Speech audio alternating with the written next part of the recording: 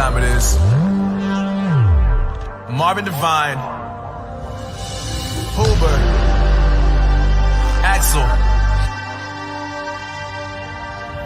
and you know how we do.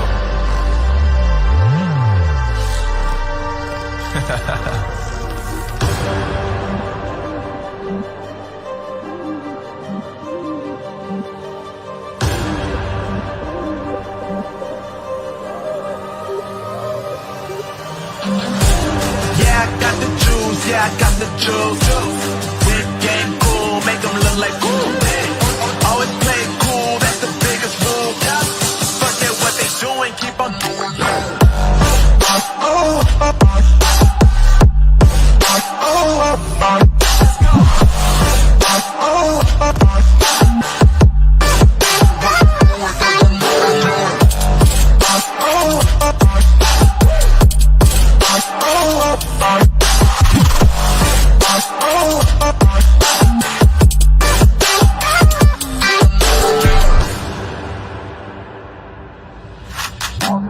I've been making loot since like 22. Ask me how I made it right here in the booth. I'm always pursued cause of what I pursue.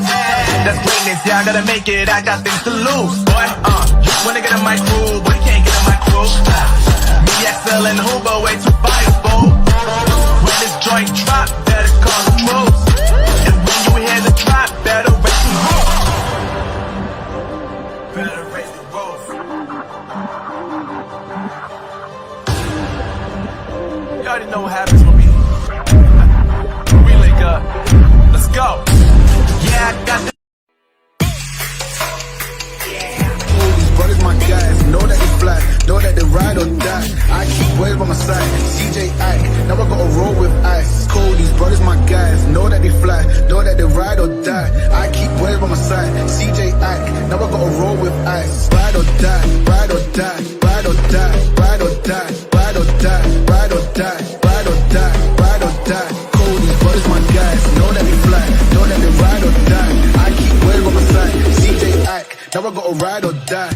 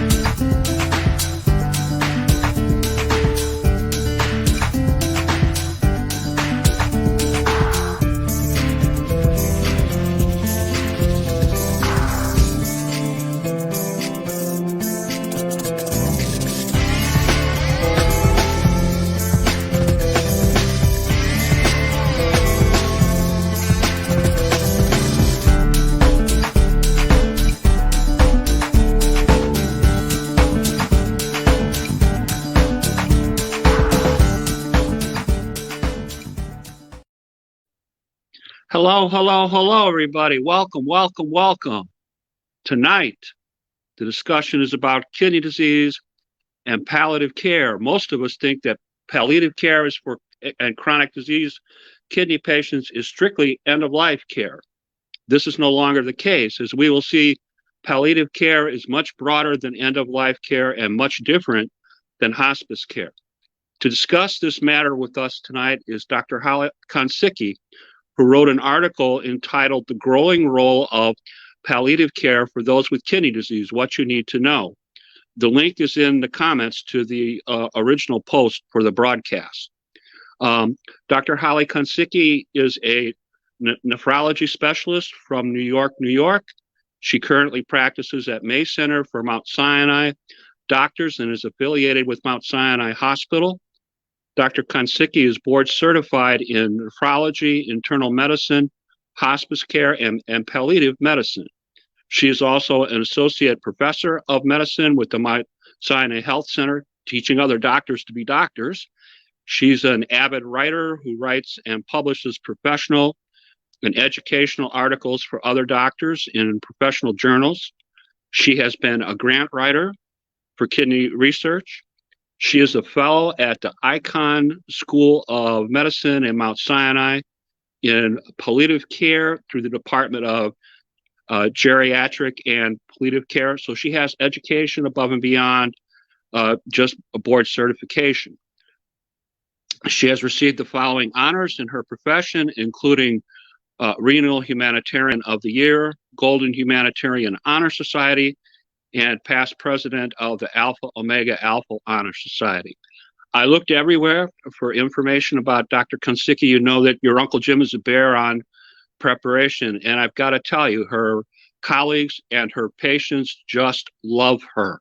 Everybody raved about her. So I'm looking forward to this conversation. Let's learn a little bit from Dr. Koncicki tonight about palliative care and kidney disease. Start the show, Steve.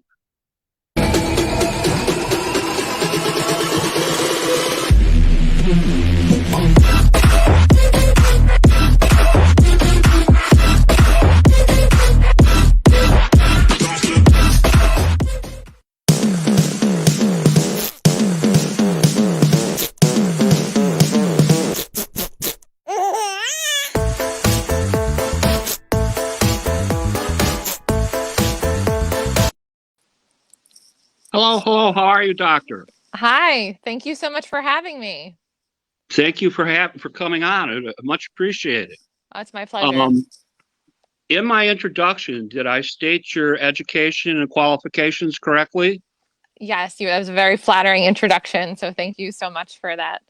Oh, well, I'm so happy you're here. I've wanted to talk about this for such a long time and just haven't been able to get the right connections. So thank you for coming on and educating us.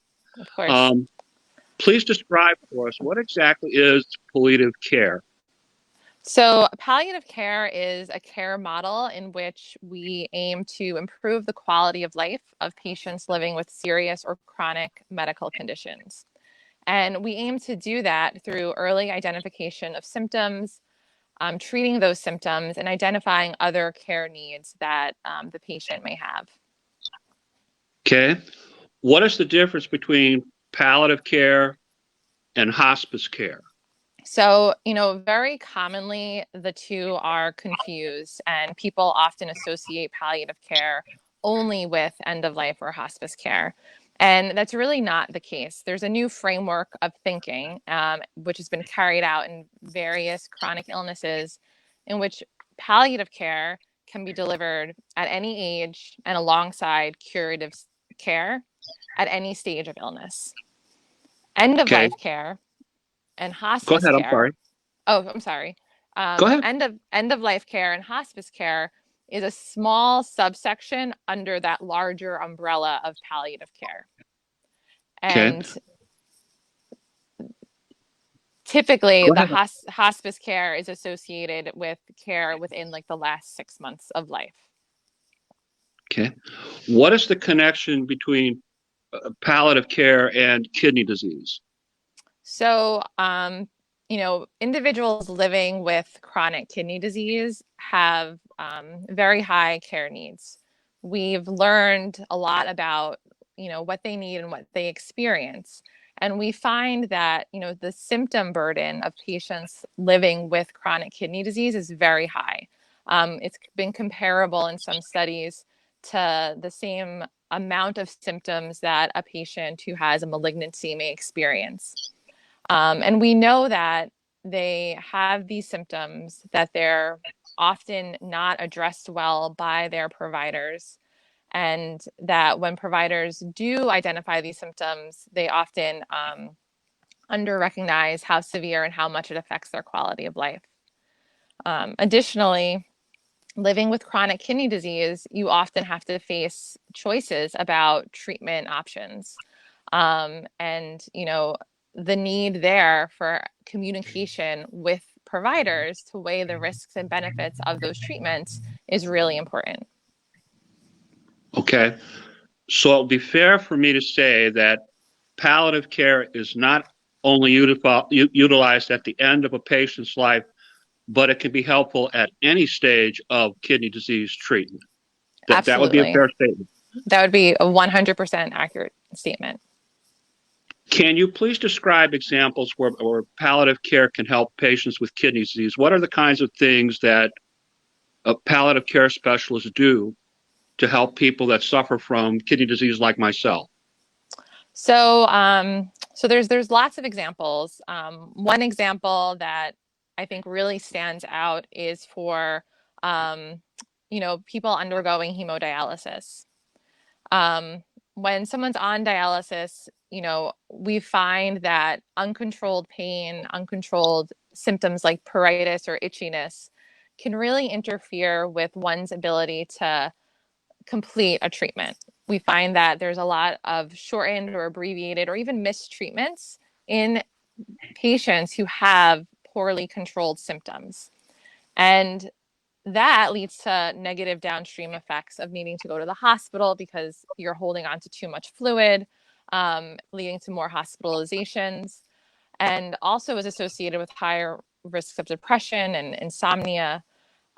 So in those instances, having or seeing a palliative care provider that can really address the symptoms that are impairing your ability to complete dialysis treatments or really to be able to be as functional as you could be can have a really large impact, on their life.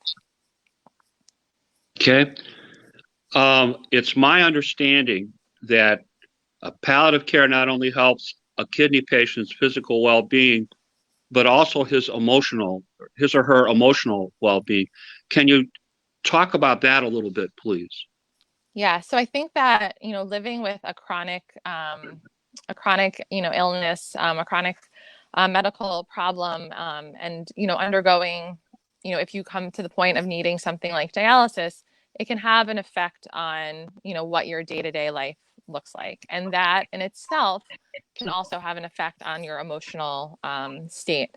So we aren't just looking at physical symptoms, we're looking at emotional symptoms as well, anxiety, depression, and really helping, work with patients about how they're feeling, what we could do to better optimize their quality of life, refer them if needed to more specialists to help with that, emotional side of things.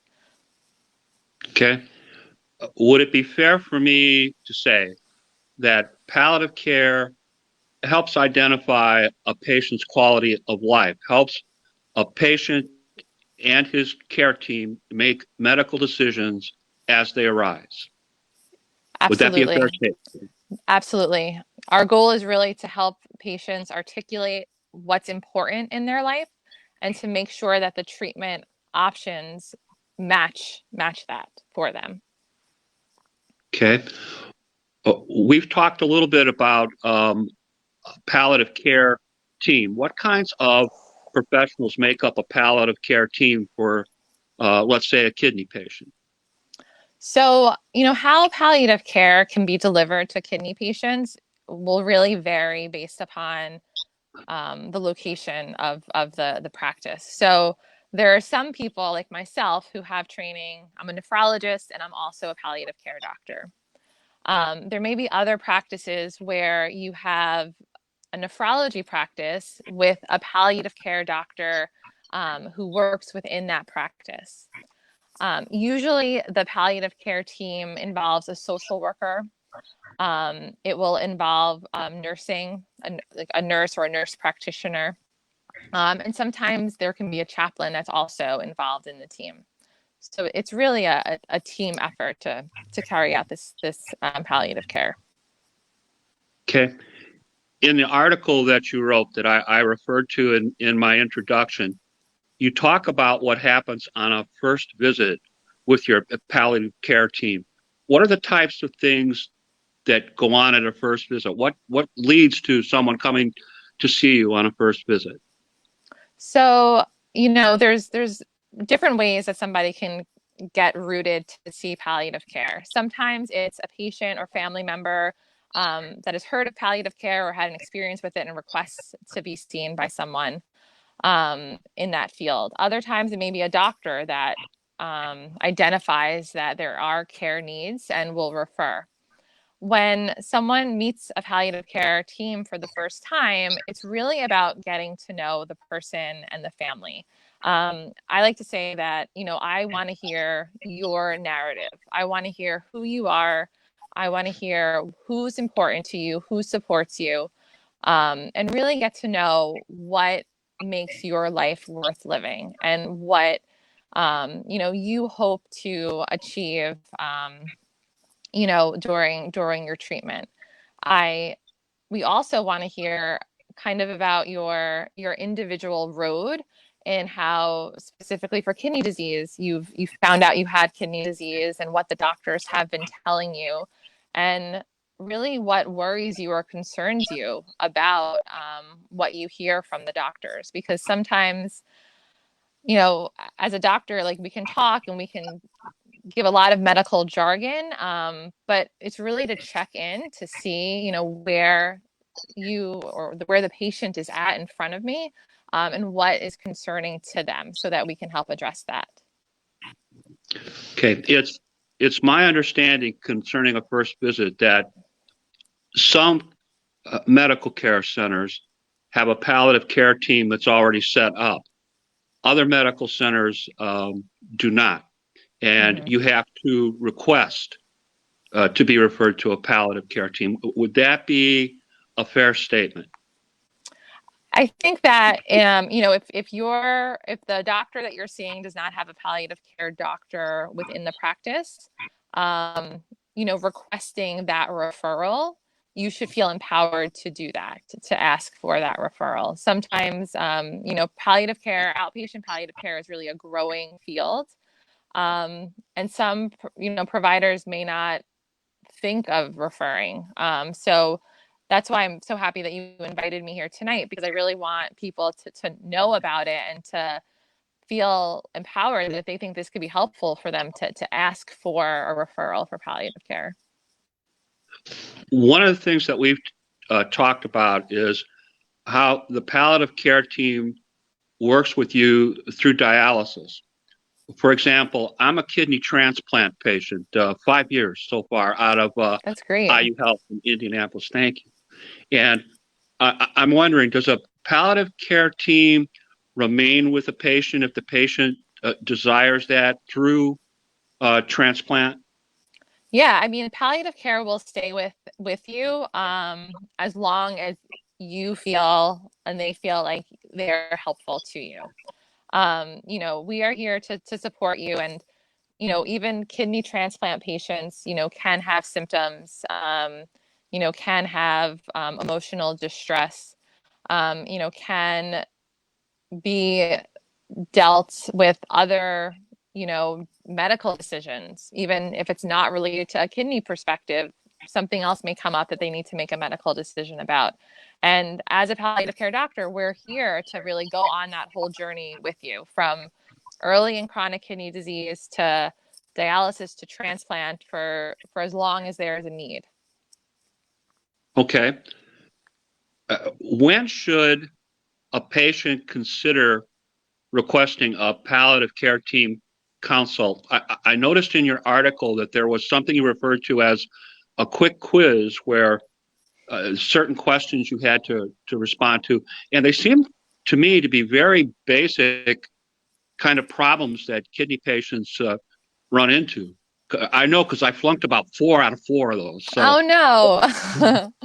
when should a patient consider requesting a palliative care team consult?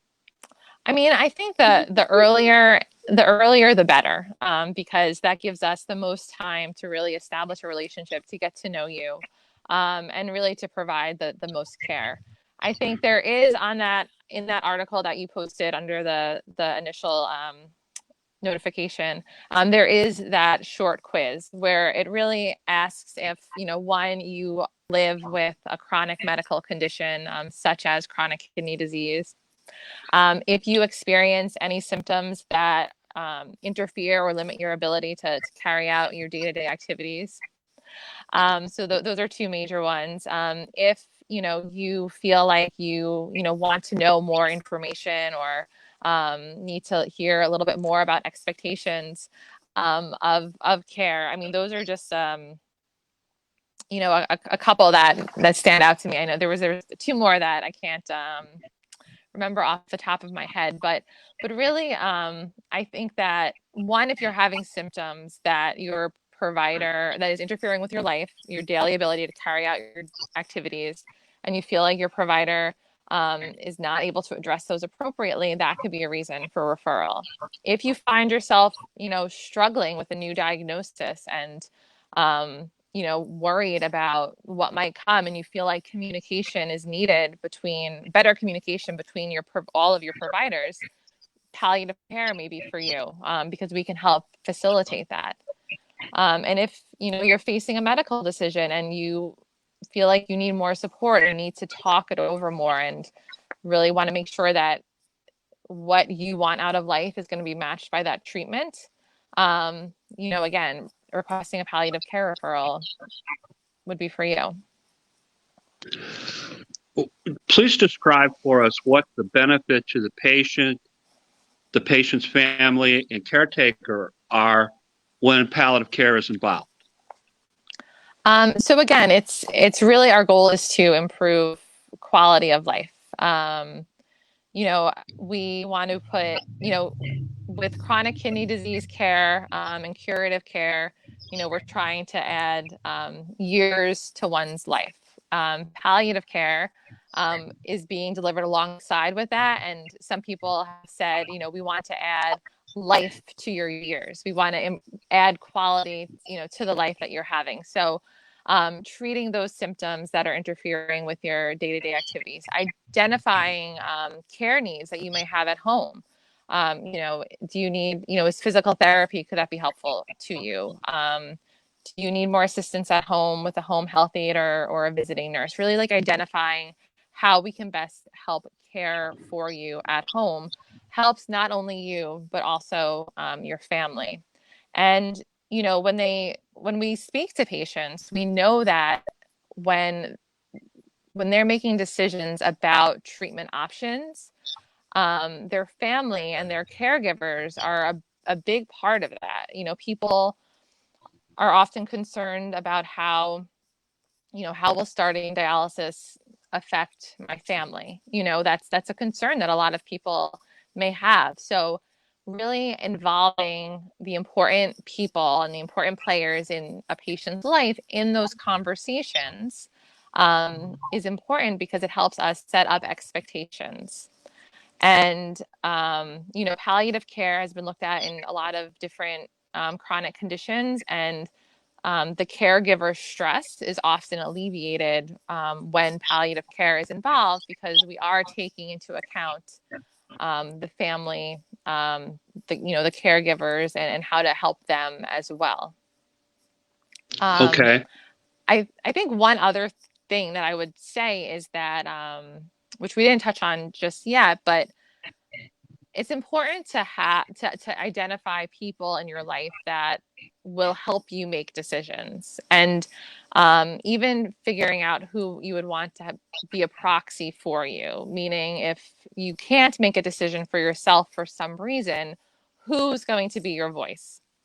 And having that person or those individuals in the conversations about what's important to your quality of life, and what kind of treatment options you want and are consistent with that. Having them there so that they know is such a gift, because should it come to a point when you are unable to speak for yourself and now we're turning to your family members, if they know exactly what you want, it makes that decision so much easier for them than them having to come up with what they think you would have wanted.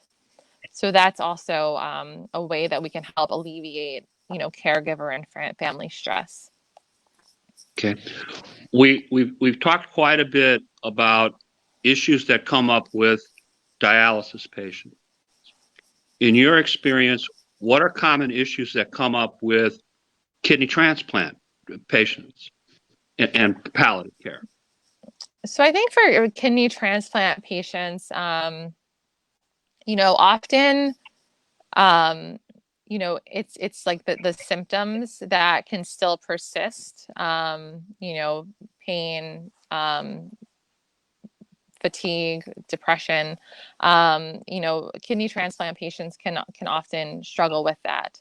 And I think that, like I said, other medical problems sometimes can arise, even, you have a kidney transplant, but, hopefully nothing arises. But should you get diagnosed with a heart problem or a lung problem, and you need to make decisions about that, having palliative care involved to help you navigate those decisions and, navigating the stress of, being now dealing with another chronic condition, could be, very helpful. Okay. I don't wish, I don't want to, what was I going to say? I think the other thing that for kidney transplant patients, I don't want to be like a, negative at all, but sometimes they don't work, or sometimes they have complications as well. So it's helping navigate that as well. We can help with. Okay. So, in other words, you can help with things like kidney rejection or issues that revolve around kidney rejection, FSGS patients, for example, have that right. reoccurring issue. You for someone who may have been on dialysis and then they get a transplant and, their life changes drastically, and then to have something happen to the transplant and be faced with, possibly needing to go back on dialysis or have to wait for a second transplant, that can be very emotionally tolling on someone. So really to help with that and support and make decisions about, what to do, we would be there to help support and talk through that. Wonderful. Let's talk for a minute about elderly patients. Can you please explain how palliative care helps patients who, for example, are elderly, don't want to start dialysis, wish to withdraw from dialysis, have other comorbidity health issues, for example? Yeah, so I think that, dialysis it's not perfect, but it's amazing what it can do and how it can help, someone whose kidneys aren't working well enough. We're learning more, though, that especially in older patients and patients that might have multiple comorbid conditions, that in some of those patients, conservative management or medical management seems to have, pretty good outcomes, sometimes, almost as good as dialysis itself in terms of quality of life, maintaining functional status, and even, survival. So in an older person that is, weighing the risks and, benefits of dialysis versus conservative management, palliative care can really help have frank conversations with them and their families about what to expect with either of those options, and really to help with the medical management and the symptom management that they would need to continue with conservative or medical management of their kidney disease instead of dialysis. And patients do very well. They, I've had several, that's actually kind of my passion is, really trying to optimize the conservative care of older patients who do not opt for dialysis. And, and a lot of the times do well. They maintain their functional status. They get to maintain their quality of life. And it's really wonderful to see and to be able to support them through that. We can also help patients who decide to discontinue dialysis, and patients can decide that for a number of reasons. They may have, a serious medical event that might precipitate them to decide to want to stop dialysis, or they may find that dialysis is not consistent with their quality of life, and they may wish to discontinue it. And in those cases, again, having frank conversations with patients and families, setting expectations of, what to expect when you stop dialysis. And in someone who's been on dialysis for a long time, often stopping dialysis is associated with a limited survival. So, getting hospice to help support the patient and family during that time is something that we would do. Okay. We talked earlier about how palliative care can cover any patient from start to finish with their kidney disease treatment. That includes pediatric kidney patients, correct? Yes, correct. Please talk to us a little bit about pediatric palliative care. How would you describe it? That seems like it might be very challenging.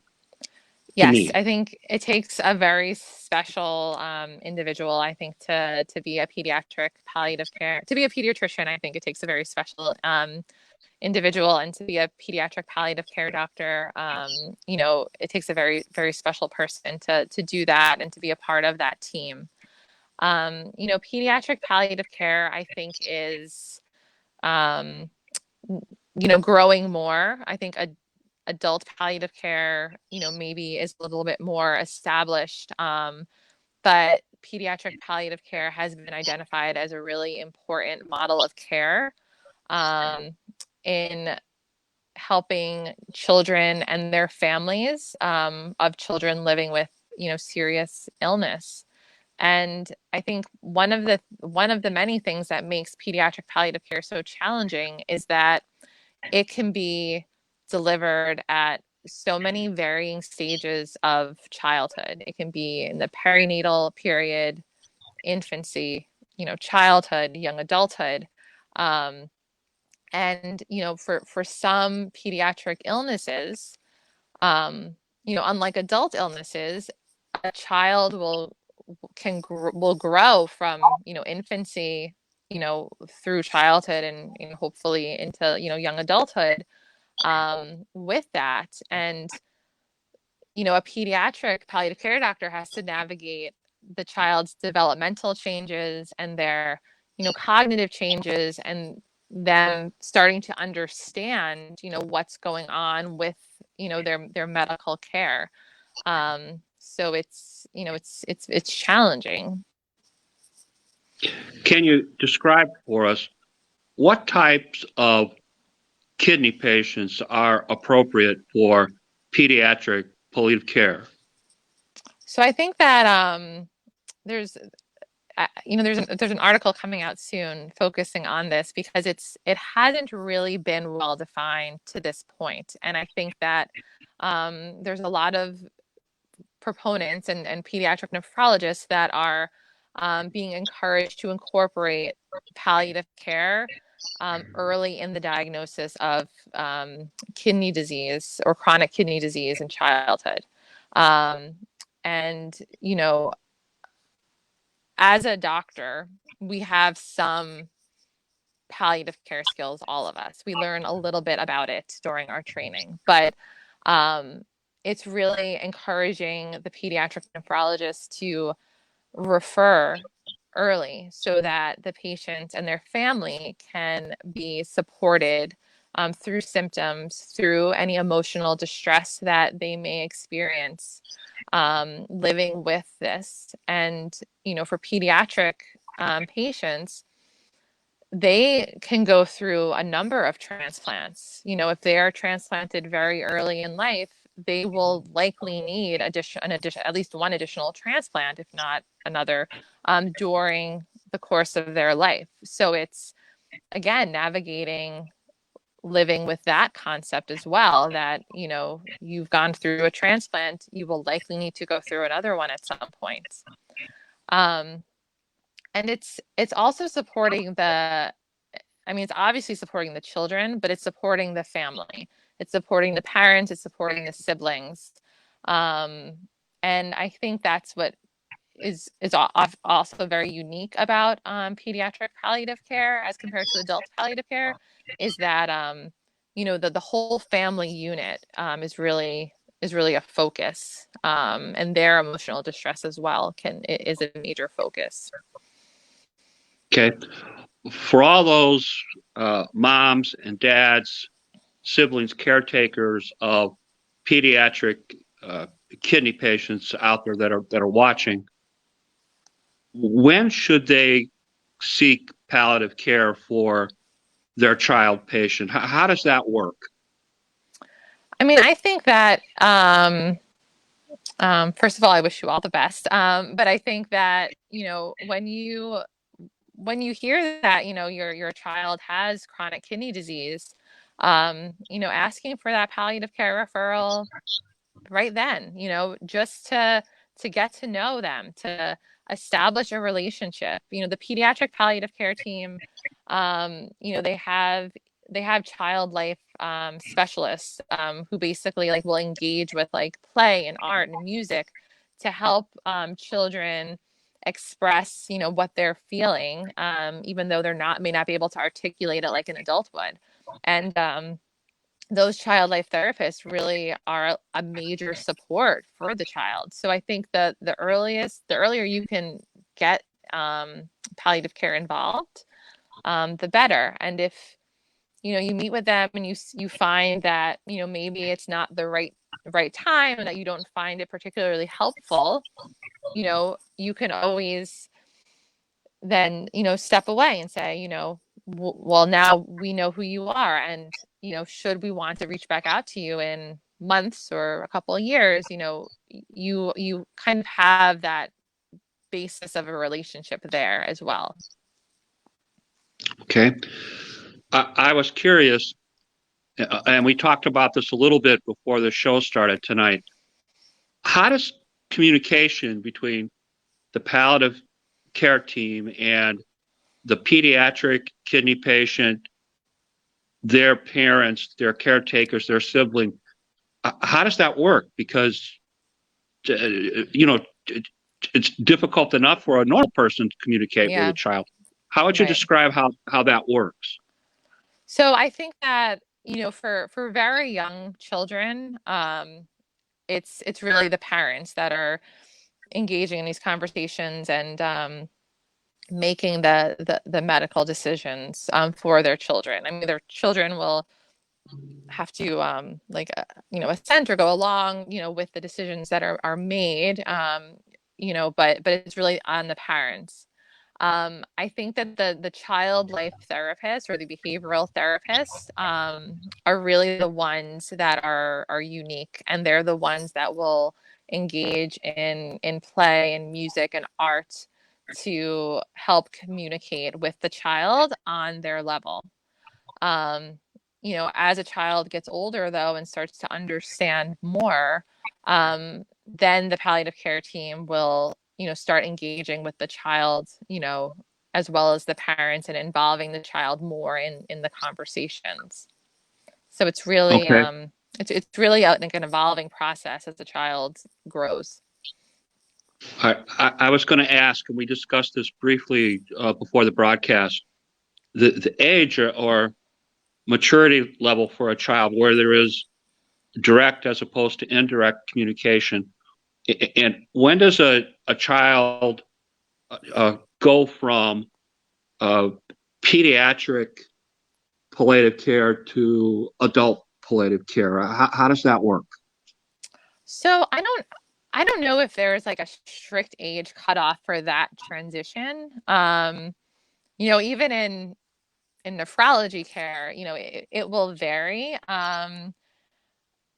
I think that it depends a lot on the maturity of the child. I wouldn't expect somebody to transition to adult palliative care until, they were in their late teens. Um, and I think that, like the conversations with them and how that changes will vary based upon the child and their maturity level. I don't know that there's a strict age cutoff. Okay. Discuss with us, what are some of the benefits of pediatric palliative care, and how do they differ from benefits for adults?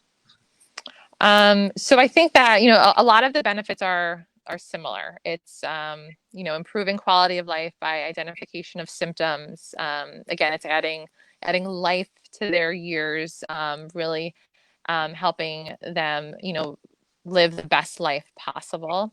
And I think that for many chronic conditions of childhood, cystic fibrosis, congenital heart problems, palliative care has done a wonderful job of improving quality of life of not only the child, but also the emotional distress that parents and caregivers may experience. And I think that, again, the support of that family unit is really the most, I think, one of the most important aspects of pediatric palliative care that may be different from adult care. It's focusing on the siblings who, are going to have some, emotional reactions to, their sibling who may have a chronic condition and be ill. And it's focusing on them and the parents, and providing, like respite care to help alleviate some of that caregiver stress. I think that that's really one of the big unique one of the big unique features of pediatric palliative care, in addition to that special child life behavioral therapist that's on that pediatric palliative care team. Okay. For pediatric patients, what would the goals be for the palliative care team, and how do they differ from the goals for the adults that we discussed earlier? I think that the goals are similar in a lot of ways. It's focusing on, alleviating those symptoms. I think that the goals of, I think, just alleviating or helping with the emotional distress that the parents may experience is one of the major differences. I think, adult palliative care, we focus on caregiver stress. We try to alleviate that. We engage with families and identify how they're affected and how that can affect our patients. But I think that for, the goals for the caring for children, it's really that family unit and helping with, how the family itself is coping with, with the illness. Okay. You mentioned that pediatric palliative care includes siblings, for example. Can you describe some specific examples of how pediatric palliative care helps siblings? Yeah. So I think, again, the like the child life or the behavioral therapist can work with siblings. Siblings that might be too young and might not be able to express, how they're feeling. They can work with them so that they can try to navigate that emotional aspect. I think that also, identifying if, they are having other emotional, struggles, and identifying that, maybe they need to be referred to some other type of support, like a therapist or, a doctor to help support them through that, because, a sibling's life can, be different than expected when living with a sibling that might have a chronic illness. That their childhood might look different than what one would expect. So it's having the behavioral therapist working with them and identifying, if they have other care needs that need to be addressed by more specialized providers, to help with the emotional aspect of that. Okay. Is access for the pediatric patient similar to access for the adult patient? It either comes with the program or you have to request it. Would that be a fair statement? I think that would be a fair statement. I think that, adult palliative care is growing, though it's not, I wouldn't say that it's like robustly available in the outpatient setting. But it's growing. And I think that pediatric palliative care might be, it's growing, but I think it's still in its, more of its infancy stages in the outpatient setting. So I think that, I would be surprised if there was a pediatric nephrologist that had a palliative care team embedded within their practice. So I think that it's really asking for the referral. There might be some community-based programs also for pediatric palliative care that can help deliver care even within the home, rather than, at the doctor's office where, adult palliative care, you might see someone. There are pediatric palliative care programs that, a lot of the behavioral therapy or the doctor's visits, the nurses, can be delivered in the home, which is a little bit of a different care model. Okay. I want to talk a little bit about the advice that you're giving to your palliative care patients concerning COVID-19 and the virus. Let's start with adults.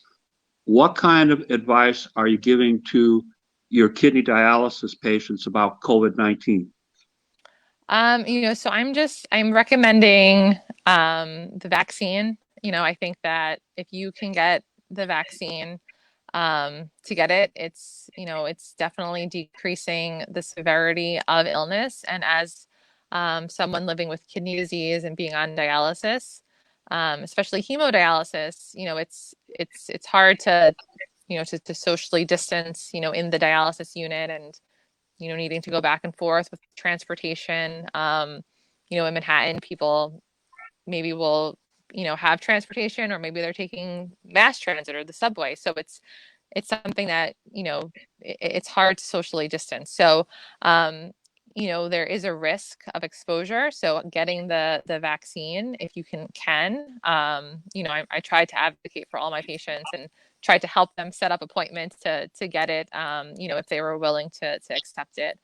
And then, for kidney transplant patients, there's some thought of, if, is the immune response to the vaccine as robust in transplant patients as people that did not have transplant. And I think that it's not clear. I think there's some concern that maybe the immune response is good, but not, as strong as somebody who's not on immunosuppressant medications. So still, I'm advising everyone, to be cautious, to try to socially distance when you can, to try to wear a mask if you're in a crowded space and you're inside and you can't distance from others, to really still take those precautions. Okay. One of the things that I've read about the Johns Hopkins study, and those of us that have kidney transplants, is that there's a possibility that we may have to go in for an additional injection. Like a booster. Like a booster shot, right. Have you had any experience with that? How would you describe your thoughts on that?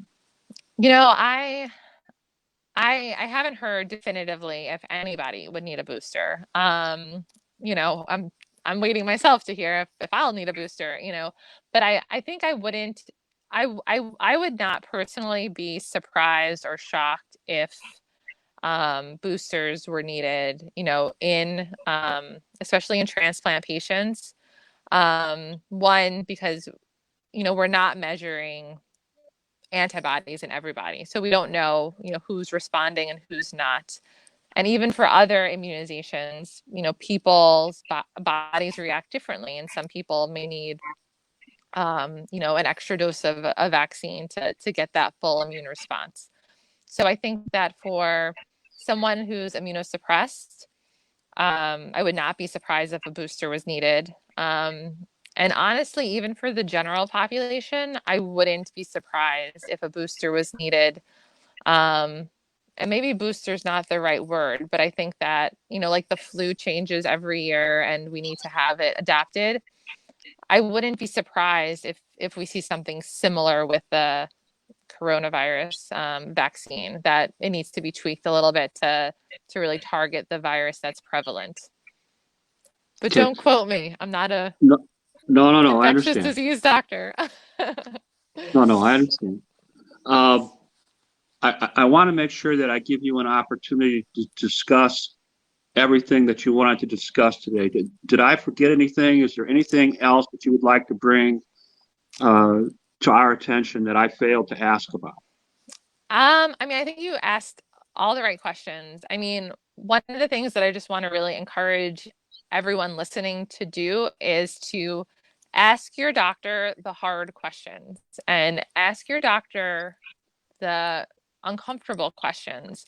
You know, if you have questions about, you know, what life is going to look like with one treatment option versus another, if you have questions about time, if you have questions about how your, you know, functional status or your, you know, mental status, cognitive status might change over time with different treatments, you know, ask them the hard questions. And if they, you know, are uncomfortable or they don't have those answers, then ask for a palliative care referral, because palliative care doctors are trained in communication, are trained in helping talk about uncertainties, right? Because we don't have crystal balls, we can't always predict the future, but we can help talk about, you know, what things might look like, and how that fits with, you know, what you value. So I really just want to empower you to ask the hard questions, because sometimes doctors avoid talking about things that could be uncomfortable, or, you know, they might think, you know, would make somebody worried. But if you're worried about that, you know, then talking about it's going to make you feel better. Avoiding that is not going to help things. So just don't be shy from asking. And then I also would just advocate for everyone to think about who they would want to help them make decisions, and fill out that healthcare proxy form and ask your doctor for it. In most states, there's the state, like, decisions will default to certain individuals based upon a hierarchy. So, you know, a spouse, an older child, an adult child, a parent. And often that's the same person. But in some instances, you know, you may not want, you know, your spouse to be making the decisions because you feel like they might be too emotional. You know, you might want your best friend, or you might want a cousin, or, you know, it can vary. So really, you know, identifying who that is and talking to them, and one, letting them know that they're the one that you want, and then telling them, you know, what you value and what's going on with you medically, really having those conversations. Excellent. Well, I appreciate you taking time to talk to us, and boy, we learned so much tonight in just a short period of time. Thank you so much, Dr. Koncicki, for talking to us about kidney patients and palliative care Thank you so tonight. much for inviting me and for, you know, letting us have this conversation. Oh, wonderful stuff. Really very pleased. Thank you. just so the audience knows a few things that are coming up. On the 25th of June, we're going to talk to Monica Fox, kidney advocate and podcaster from the state of Illinois. July 2nd, Dr. Ford Cherub, he's a PKD expert. Your Uncle Jim has PKD, so we're going to pay extra attention to what he has to tell us. And on July 30th, Dr. Mulgrew, he wants to talk about kidney transplants with possible donors over the age of 50 up to maybe 70. So elderly transplant patients are on the menu on July 30th. Schedule is subject to change, so watch this space. Okay. Again, thank you so much, Dr. Koncicki, for taking time. That's our show for tonight, folks. Everybody take care and have a great weekend.